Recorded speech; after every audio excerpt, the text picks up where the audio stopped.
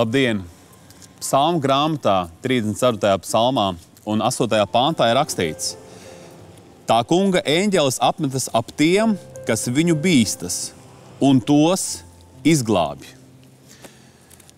Vakar dievkalpojumā no Ukrainas, no DNR, kur tagad karš notiek un kara darbības, varbūt mazāk, bet bija ļoti karsts laiks, atbrauc kāds brālis Nikolais.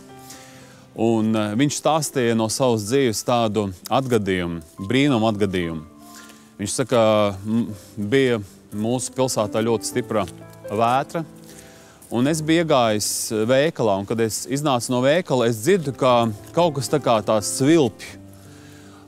Un tas izrādījās, ka no 9 stāvu mājas, kurā bija šis veikals, no jumta malas, kur bija tāds metra garumā, 50 centimetri platumā un 5 centimetri arī biezumā, nokrita tāda šī betona plāksne ar tādu nelielu trubu, viņā bija iemontēta. Viņa norāvās no tā jumta un lidoja lejā. Un viņš saka, es to nepamanīju, jo es tikai redzēju, ka palika tumšs, un pēc tam es piecēlos, man cilvēku turēja pie rokām. Viņš saka, palaidiet man, ko jūs gribat? Viss saka, viņam ir šoks, viņam ir šoks. Viņš saka, nē, ejiet prom. Viņš saka, es gribu iet mājās. Viņš iesēdās mašīnā un aizbrauc mājās. Un tu zini, viņš nemaz nebija saprast, kas ar viņu bija noticis, bet sāk avīzēs rakstīt, ka uz cilvēku nokrita betona plāksne. Viņš piecēlās. Viņš iesēdās mašīnā un aizbrauc mājās. Priekš viņa tas bija kā liecība, ka Dievs viņu pasargāja, jo viņam nebija nekā šī plāksne uzgāzās viņam virsū. Apkārtēji viņam tur par to stāstīja, bet viņš tam neticēja, jo viņš pilnībā labi jutās.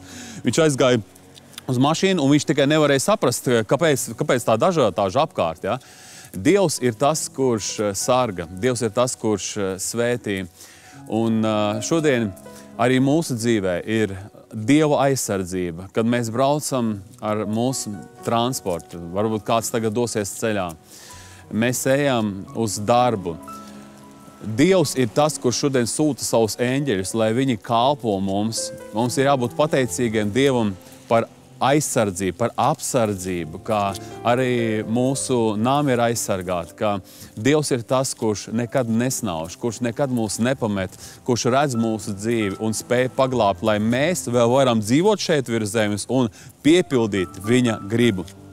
Mēs pateicamies Tev, mīļais Dievs, ka Tu esi tas, kas šodien dod savu aizsardzību. Paldies Tev, ka Tu dod to kā priekš liecības. Paldies, ka arī par Nikolai, Dievs mans, ka Tu izdarīji to brīnumu, par kuru pēc tam daudzi apkārt liecināja un teica, ka tiešām Dievs ir. Ja tā ar cilvēku varēja notikt un viņš varēja piecelties un aizbraukt tālāk. Es pateicos Tev, mīļais Dievs, ka tiešām Tu esi tas, kas šodien pagodinies. Es lūdzu Tev, mīļais Dievs, mūsu vadi tālāk, lai mēs esam pateicīgi Tev par to, ka mēs esam zem Tavas aizsardzības. Dievs, slava Tev, paldies Tev. Es pateicos, ka daudzreiz esi dzīvē mani sargājis un Te arī katru, kas tagad skatās šo raidījumu. Es pateicos Tev par to Jēzus vārdā. Āmen. Uz redzēšanos!